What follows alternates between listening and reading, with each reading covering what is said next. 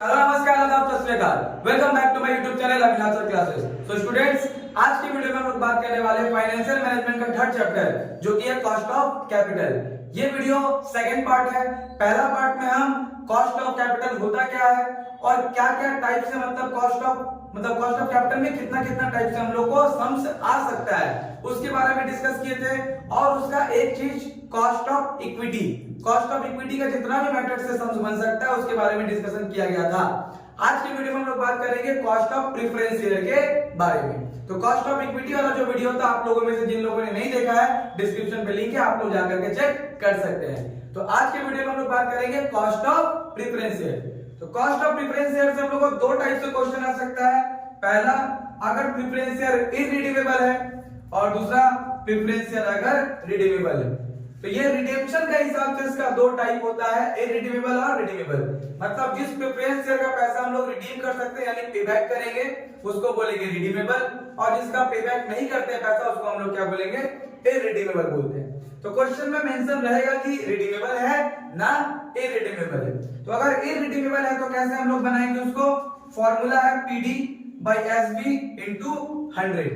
PD by SB into 100। तो यहाँ पे PD का मतलब क्या है? प्रेफरेंस डिविडेंड, जितना डिविडेंड हम लोग दे रहे हैं अपना शेयर होल्डर लोग को। और SB का मतलब क्या होता है? Net issue price. Net issue price का मतलब क्या? जिस दाम में हम लोग शेयर इशू किए थे उसके बाद अगर डिस्काउंट हुआ, प्रीमियम हुआ या फिर कुछ फ्लोटेशन कॉस्ट चार्ज हुआ, प्लस माइनस करके जो वैल्यू आता है उसको हम लोग क्या बोलते हैं? Net issue price. और लास्ट में क्या करना पड़ेगा? परसेंटेज में चेंज करने के लिए इनटू 100। तो ये वाला फॉर्मूला तभी लगाएंगे जब क्या है? इररिडीमेबल बोला है। अगर रिडीमेबल बोला गया तो क्या होगा? PD plus RB minus SB divide by N then whole divided by RB plus SB divide by 2। जहां पे PD का मतलब प्रेफरेंस डिविडेंड होता है, RB का मतलब हो गया रिडेम्पशन वैल्यू, जितना में हम लोग रिडीम कर रहे हैं। SB मतलब तो ऊपर भी लिखाए थे नेट इश्यू प्राइस, और N का मतलब क्या हो गया? नंबर ऑफ ईयर, कितना साल बाद हम लोग पैसा रिडीम कर रहे हैं, तो उसको हम लोग क्या बोलेंगे? Number of years. तो इस तरह से हम लोग क्या है, रिडीमेबल और इररिडीमेबल का क्वेश्चन हम लोग सॉल्व कर सकते हैं। ये था उसका फॉर्मूला।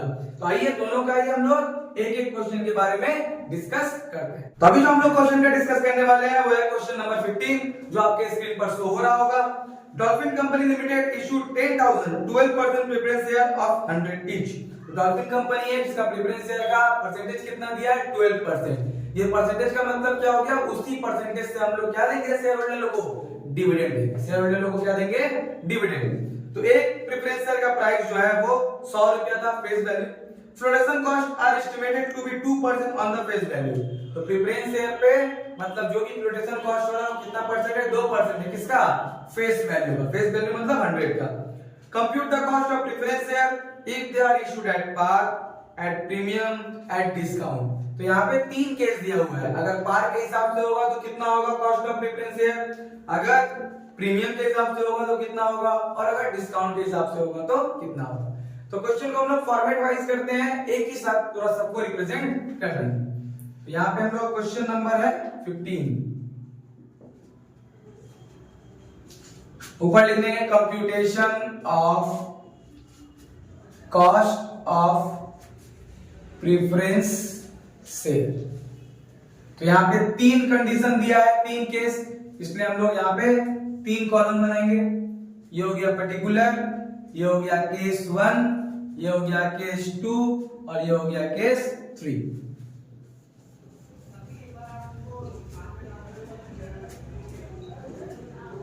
तो केस 1 जो है हम लोगों का वो क्या है? पार है, पार पे इशू किया गया था।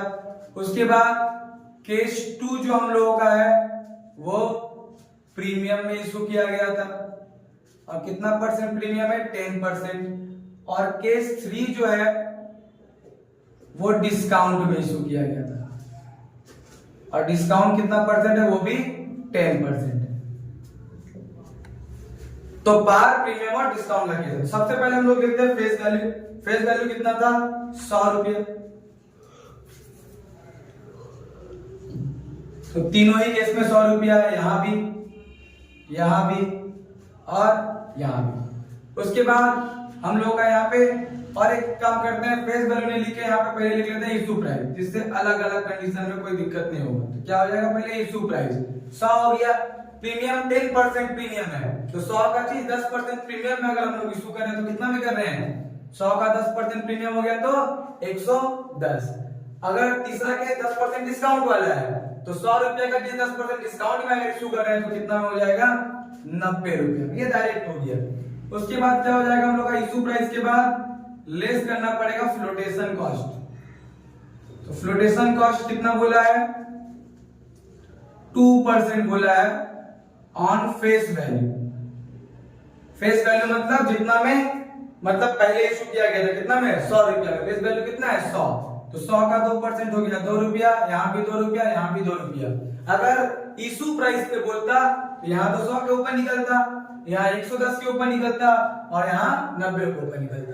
तो क्वेश्चन में देखना पड़ेगा कि फ्लोटेशन कॉस्ट किसके ऊपर बोला गया है, फेस वैल्यू के ऊपर बोला गया है ना कि इशू प्राइस पे बोला गया। तो इन दोनों को माइनस करके हम लोग का जो आएगा वही आ जाएगा नेट इशू प्राइस, जिसको हम लोग डिनोट करते हैं एसबी से। 100 में से 2 गया कितना बच गया, 98। 110 में से 2 गया कितना बच गया, 108। और 90 में से 2 गया कितना बच गया, 88। उसके बाद हम लोग लिखेंगे प्रेफरेंस डिविडेंड। उसके बाद हम लोग क्या लिखेंगे, प्रेफरेंस डिविडेंड, जिसको हम लोग डिनोट किससे करते हैं, पीडी से। तो कैसे निकलेगा, जितना परसेंट बोला गया है, यहाँ पे कितना परसेंट बोला गया, 12%। प्रेफरेंस शेयर के पहले जो परसेंट निकला है उसी के ऊपर हम लोग डिविडेंड निकालते हैं। और कौन सा वैल्यू पे, फेस वैल्यू। हमेशा कौन सा वैल्यू पे होगा, फेस वैल्यू। इसमें पार, प्रीमियम, डिस्काउंट उससे कोई मतलब नहीं डिविडेंड में, हमेशा फेस वैल्यू पे निकलेगा। तो 100 रुपए का 12% कितना हो गया, यहाँ भी 12, यहाँ भी 12 और यहाँ भी 12। इसको दिखा देते हैं, फेस वैल्यू 100 का, 100 का 12%। तो ये हम लोग को हो गया प्रेफरेंस डिविडेंड। इशू प्राइस भी हो गया, प्रेफरेंस डिविडेंड भी हो गया। तो हम लोग आराम से क्या निकाल सकते हैं, कॉस्ट ऑफ प्रेफरेंस शेयर, जिसको हम लोग किससे डिनोट करते हैं, केपी से। फॉर्मूला क्या है, पीडी बाई एसवी इंटू 100। तो सभी का यहाँ पे पीडी का वैल्यू, एसवी का वैल्यू सब गिवन है। तो जैसे पहला वाला केस में पीडी कितना हम लोग का है, 12। एसवी कितना निकाले हैं, 98 इंटू कर देंगे 100 से, तो कितना आ गया, 12.24। तो पहला वाला कॉस्ट ऑफ प्रेफरेंस शेयर कितना हो गया, 12.24%। दूसरा वाला हम लोग का पीडी है 12, एसवी कितना है, 108 गुने 100, तो कितना हो गया, 11.11%। तीसरा वाला केस में कितना हो गया, हम लोग का पीडी है 12, एसवी है 88 गुने 100, तो कितना हो गया, 13.636 है।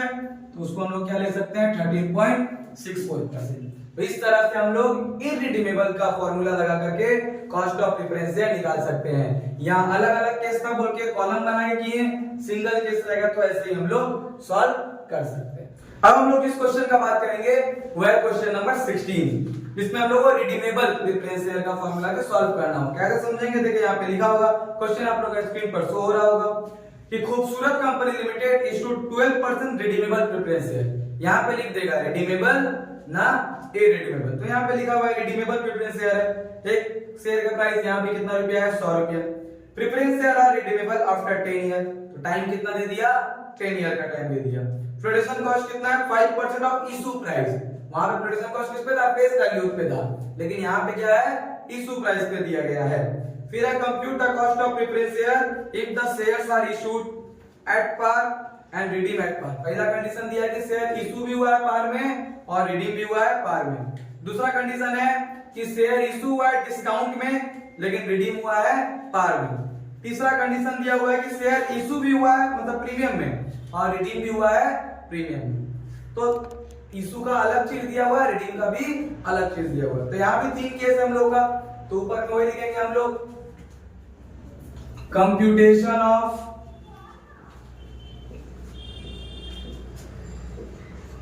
Cost of preference share. तो यहां 3 कंडीशन है, तो यहां पे 3 कंडीशन के लिए 3 कॉलम बनेगा।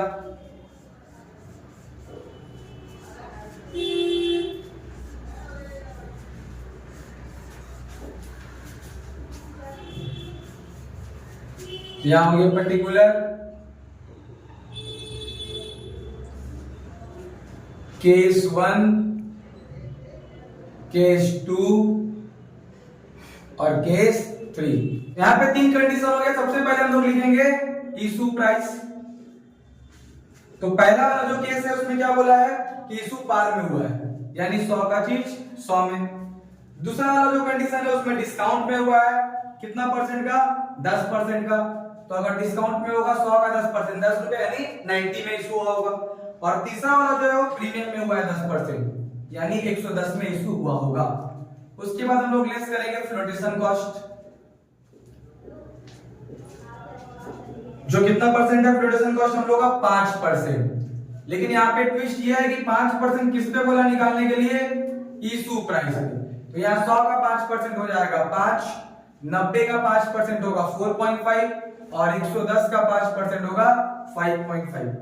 तो इसको अगर हम लोग लेस करेंगे तो आ जाएगा अपना नेट इशू प्राइस, जिसको हम लोग एसबी से डिनोट करते हैं। तो कितना हो गया, 100 में से 5 गया 95, 90 में से 4.5 जाएगा तो हो जाएगा 85.5 और 110 में से 5.5 जाएगा तो हो जाएगा 104.5।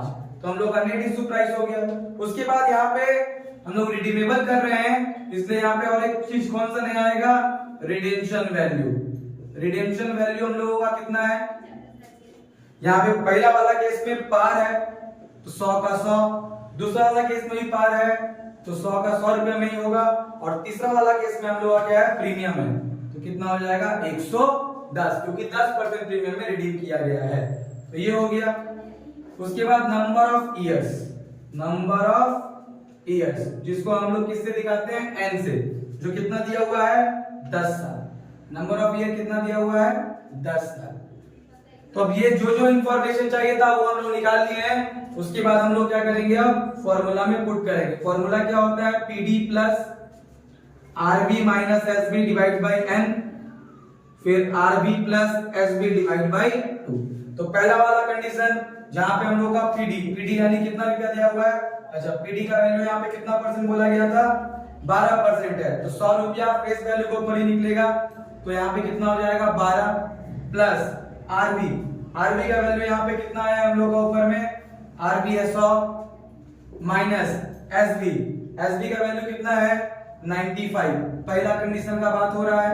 उसके बाद डिवाइड बाय एन, एन कितना है 10, उसके बाद whole divide by RB plus SB divide by 2। तो पहले 12 प्लस लिख लिए।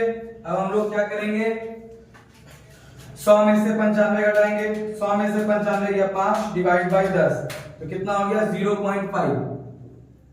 और यहाँ पे 100 और 95 जोड़ेंगे तो 195 डिवाइड बाय 2, 97.5।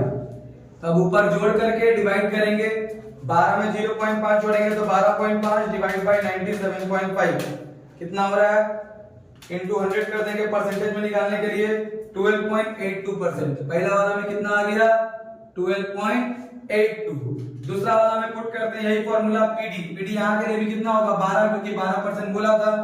उसके बाद आरबी माइनस एसबी, आरबी क्या है यहाँ पे भी फेस वैल्यू पे मतलब पार पे बोला था, इसलिए 100 का 100 होगा माइनस एसबी, एसबी कितना है इसका 85.5, 85.5 डिवाइड बाय एन, एन यहाँ पे 10 था।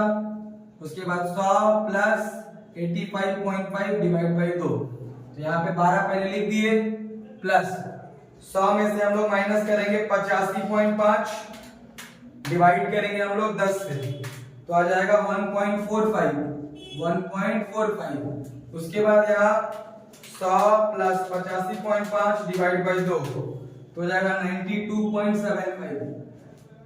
तो दोनों को जोड़ेंगे और डिवाइड कर देंगे, 12 प्लस 1.45 डिवाइड बाई 92.75, फिर जितना आया 100 से मल्टीप्लाई 14.50 यानी 14.5%। अब लास्ट केस है, तो लास्ट केस में हम लोग का कितना होगा, सेम फॉर्मूला रहेगा यहाँ पे भी। तो पहले आरबी है, आरबी यहाँ पे 12 है, उसके बाद सॉरी पीडी यहाँ पे पहले 12 हो गया, आरबी कितना है इस केस में 110 माइनस करेंगे एसबी से, एसबी हम लोग का है 104.5। उसके बाद डिवाइड में हम लोग का एम होगा जो कि 10 है। उसके बाद आरबी प्लस एसबी, आरबी कितना हम लोग का यहाँ पे 110 और एसबी कितना है 104.5 डिवाइड बाय 2, तो 12 प्लस हो गया। उसके बाद क्या करना होगा, 110 से माइनस करेंगे 104.5 डिवाइड करेंगे 10 से, तो हो जाएगा 0.55 और यहाँ पर 110 में 104.5 जुड़ेगा, डिवाइड करेंगे 2 से, तो हो जाएगा 107.25। फिर यहाँ पर हम लोग का 12 में 0.55 जोड़ देंगे और डिवाइड कर देंगे 107.25 से, जितना भी आएगा 100 से मल्टीप्लाई कर देंगे परसेंटेज में 11.70, कितना आ गया 11.70%। तो ये था रिडीमेबल प्रेफरेंस शेयर के हिसाब से अगर कॉस्ट ऑफ प्रेफरेंस शेयर निकालने बोलेगा तो हम लोग इसी तरह से निकालेंगे। आई होप ये क्वेश्चन सबको समझ में आया होगा। क्वेश्चन से रिगार्डिंग कोई भी प्रॉब्लम हो तो आप हमें कमेंट करके पूछ सकते हैं। वीडियो अगर पसंद आया तो वीडियो को लाइक कीजिए और अपने दोस्तों के साथ शेयर कीजिए और हमारे चैनल में नए हैं तो चैनल को सब्सक्राइब कीजिए। Thank you.